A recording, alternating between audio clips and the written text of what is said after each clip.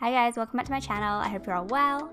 So today's video is the last video I'm doing, sponsored by Mehron this Halloween, and what better way to end it than with Pennywise. As always, everything I use in this video will be listed down below, and don't forget to check out the Mehron link if you're still after some Halloween supplies. So starting with the head, I feel like I'm at a bit of an advantage here because I do have a massive head anyway, but I put my hair into a flattened out bun on the top of my head, and then I'm popping on this bald cap that I've packed out with cotton wool. So I really wanted to make sure that it didn't just look like a lump of cotton wool inside a bald cap stuck on top of my head, which is exactly what it is and exactly how my first attempt looked. But this time I think it turned out a lot better. So what I did this time was feather out the edges of the cotton wool inside the cap once it was on my head, so that there isn't any kind of lump between my head and this new head shape. It flows a lot better. And I really only focused on making the front and the sides look good, since the back is going to be covered by a wig anyway. One thing I do recommend doing, and I do with normal everyday makeup as well, is check what your makeup is looking like in your front-facing camera.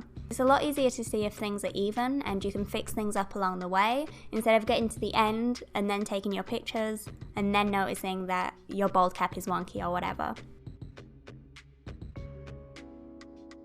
Next, I'm adding latex and tissue to the head because it has a bunch of texture and what I think must be like cracked paint on there. I put down some latex first, I added the tissue, pinched the tissue to make some texture, and then I went over the top with even more latex. Obviously this is not very accurate, you would probably have to sculpt a cowl to get exactly the right effect, but it's still going to give you the same kind of vibe.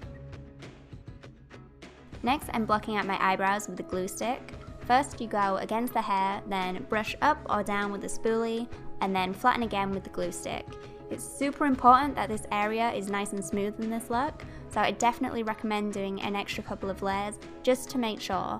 I really packed it on there for this one. If you are going to really pack it on too, make sure you give each layer enough time to dry, especially the thicker layers, or when you add paint on top later, you risk it going all goopy and coming off if the layers underneath aren't fully dry.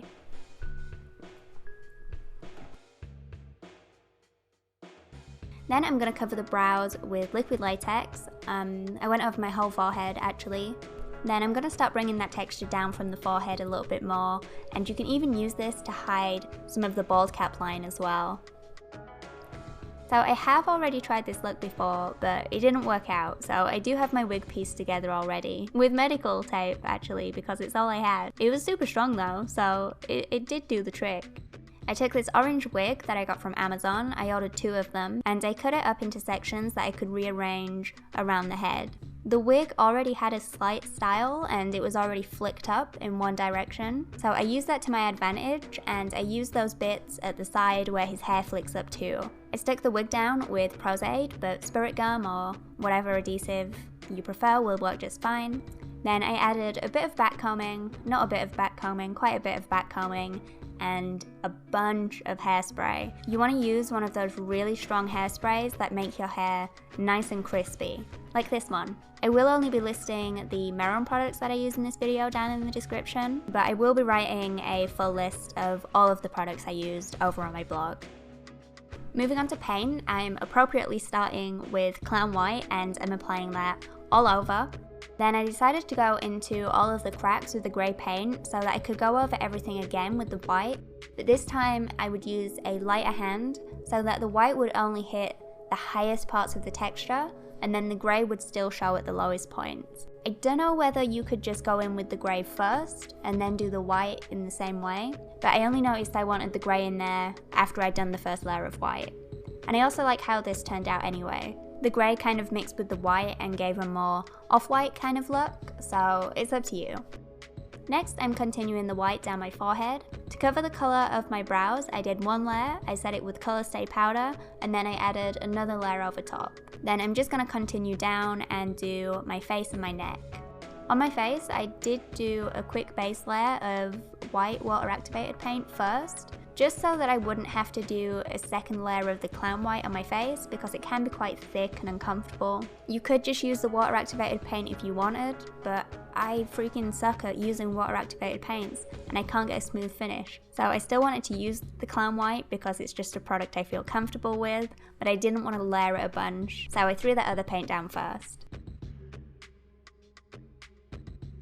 So he's a little frowny boy, isn't he? So I'm gonna add some grey shading to give the illusion of having furrowed brows. I guess this is gonna be different for everyone because everyone's bone structure is different, but this is the shape that I followed.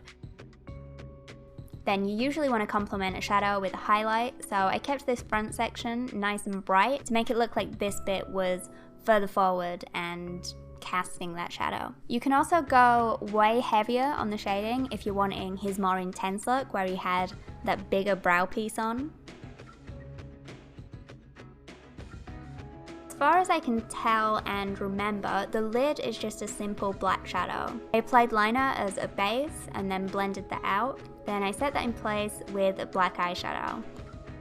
If you wanted this to look more distressed, then you can totally do that. You could have just left it with the messily blended out eyeliner instead if that's the kind of look you're going for. Now in most photos it doesn't look like there's much going on underneath the eye. I'm pretty sure there is a liner on the waterline, but there's one photo, which is the one I was using for reference actually, and there's quite a bit of smoked out black underneath the eye, and I was way more into that one. For me personally, I like having something underneath my eye, so that's what I decided to go with.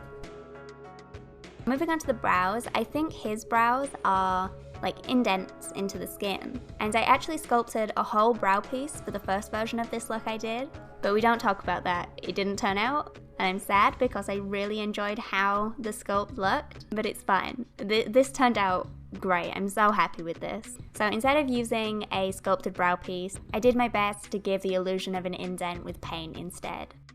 So I started by mapping out the shape with a grey paint.